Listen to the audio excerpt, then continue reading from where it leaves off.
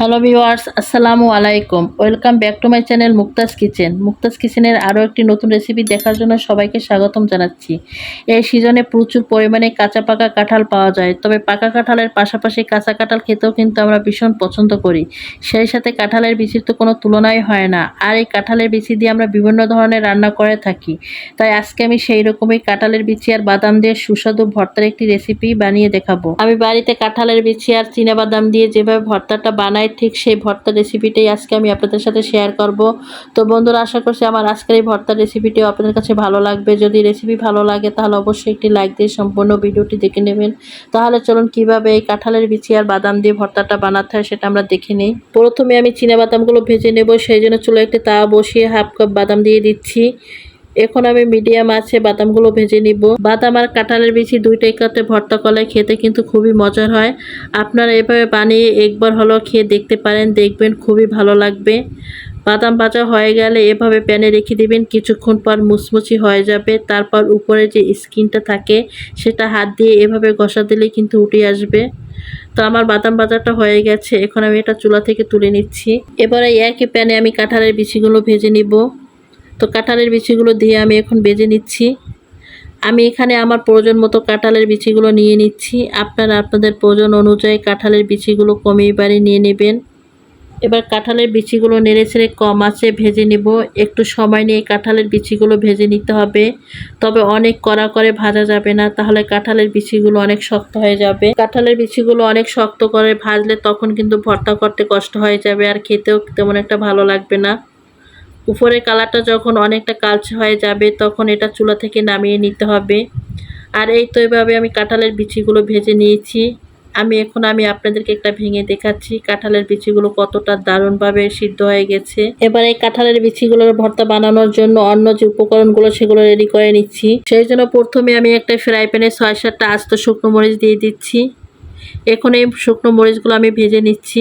আমি তেল ছাড়া মরিচগুলো ভেজে নিচ্ছি, তবে আপনারা চাইলে তেল দিয়ে মরিচগুলো ভেজে নিতে পারবেন, কিন্তু আমার কাছে কাঁঠালের বিচির ভর্তার জন্য তেল ছাড়া মরিচটা দিয়ে কিন্তু খেতে বেশি ভালো লাগে, তাই আমি এভাবেই করে ভেজে নিচ্ছি। তো আমি মরিচগুলো খুব সুন্দর করে ভেজে নিয়েছি, এখন তুলে নিচ্ছি চুলা থেকে। এবারে একই ফ্রাই প্যানে আমি পেঁয়াজ ভেজে নিব, সেই জন্য দিয়ে দিচ্ছি আমি সামান্য সরিষার তেল। সরিষার তেলটা গরম হয়ে আসলে দিয়ে দিচ্ছি আমি পেঁয়াজটা। এখানে আমি 2টা পেঁয়াজ কুচি দিয়েছি। এখন মিডিয়াম আছে আমি পেঁয়াজগুলো একটু নরম করে ভেজে নিচ্ছি। পেঁয়াজের যে কাঁচা কষকষে ভাবটা চলে যাবে, কোনো প্রকার ব্রেস্তা হবে না, ঠিক তেমন করে ভেজে নিতে হবে। এবার পেঁয়াজের সাথে দিয়ে দিচ্ছি আমি 6-7টা কাঁচামরিচ। এখন এই পেঁয়াজের সাথে আমি কাঁচামরিচটা খুব ভালো করে ভেজে নিচ্ছি। পেঁয়াজ আর কাঁচামরিচটা এমন করে ভেজে ভর্তা বানালে ভর্তার টেস্টটা অনেক বেড়ে যায়। এই তো এমন করে আমি মরিচটা আর পেঁয়াজটা ভেজে নিয়েছি। এখন এটা আমি চুলা থেকে তুলে নিচ্ছি। এবারে একই প্যানে আমি দিয়ে দিচ্ছি সামান্য সরিষার তেল। সরিষার তেলটা দেওয়ার পরে এখন দিয়ে দিচ্ছি আমি কয়েক টুকরো রসুনের কোয়া।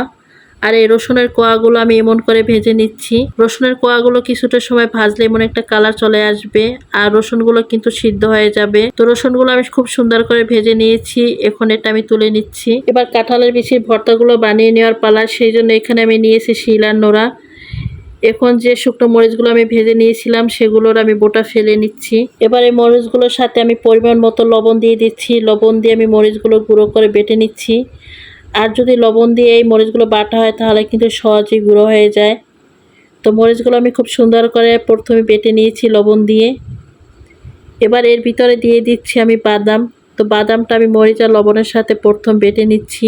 লবণ আর মরিচের সাথে আমি বাদামগুলো খুব সুন্দরভাবে বেটে নিয়েছি। এবার আমি কাঁঠালের বিচিগুলো বেটে নেব একই সাথে।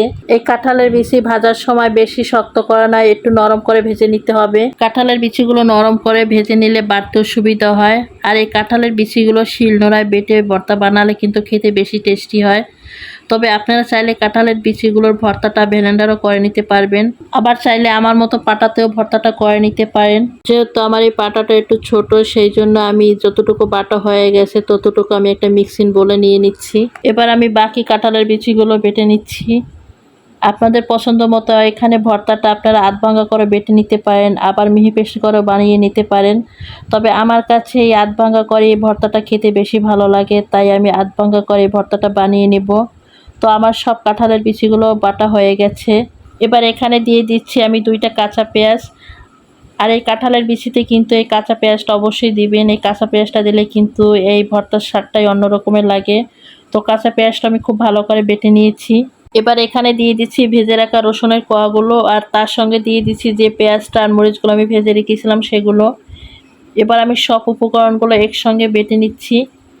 আর এই উপকরণগুলো মিহি করে বেটে নেওয়ার কোনো দরকার নেই, আধ ভাঙা করে বেটে নিলেই হয়ে যাবে। তো সবগুলো আমি ভালো করে বেটে নিয়েছি একসঙ্গে বেটে নেওয়ার পরে এখন আমি যে কাঁঠালের বিচি আর বাদামটা বেটে রেখেছিলাম সেটার ভিতরে এগুলো দিয়ে দিচ্ছি। এবার আমি কাঁঠালের বিচি আর বাদামগুলো সব উপকরণের সাথে খুব ভালো করে মেখে নিচ্ছি। সব উপকরণের সাথে খুব ভালো করে মেখে নিতে হবে। সব উপকরণের সাথে খুব ভালো করে মেখে নেওয়ার পর দিয়ে দিচ্ছি আমি সরিষার তেল। আর আমার মনে হচ্ছিল আমার ভর্তাটা একটু লবণ সামান্য কম হয়েছে, সেই জন্য আমি আবার একটু সামান্য লবণ দিয়ে নিচ্ছি। এবারে লবণ আর তেলটা দিয়ে খুব ভালো করে মেখে নিচ্ছি। তো লবণ আর তেলটা দিয়ে খুব ভালো করে মেখে নেওয়ার পরে এখানে দিয়ে দিচ্ছি এখন আমি কিছু ধনিয়া পাতা কুচি। ধনিয়া পাতা কুচিটা দিয়েও আমি খুব ভালো করে ভর্তাটা মেখে নিচ্ছি।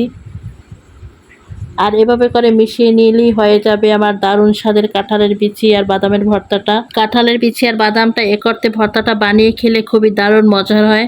আপনারা যারা এখন পর্যন্ত এই কাঁঠালের বিচি দিয়ে এই বাদামের ভর্তাটা বানিয়ে খাননি তারা অবশ্যই একবার হলো বানিয়ে খাবেন। আশা করি আমার এই রেসিপিটি ফলো করে যদি আপনারাও বানিয়ে খান তাহলে অবশ্যই আপনাদেরও ভালো লাগবে। গরম ভাত বা বউয়া ভাত যার সাথে আপনারা এটা খান না কেন এটা খেতে কিন্তু অসাধারণ লাগবে। আমরা যে পানিতে সিদ্ধ করে কাঁঠালের বিচির ভর্তাটা বানাই তার থেকে ভাজা কাঁঠালের বিচির ভর্তাটা খেতে কিন্তু বেশি ভালো লাগে। তো বন্ধুরা, আশা করছি আমার আজকের এই রেসিপিটি আপনাদের কাছে ভালো লেগেছে। যদি ভালো লেগে থাকে তাহলে অবশ্যই কমেন্ট করে জানাবেন। আর আমার এই রেসিপিটির কোনো অংশ যদি আপনাদের কাছে এতটুকু ভালো লেগে থাকে তাহলে অবশ্যই লাইক শেয়ার করে দিবেন। আমার চ্যানেলটি যদি সাবস্ক্রাইব করা না থাকে তাহলে অবশ্যই সাবস্ক্রাইব করার পাশেই থেকে যাবেন। তো বন্ধুরা, আজকে এ পর্যন্তই। সবাই ভালো থাকবেন, সুস্থ থাকবেন, সবাই সবার জন্য দোয়া করবেন। আল্লাহ হাফেজ।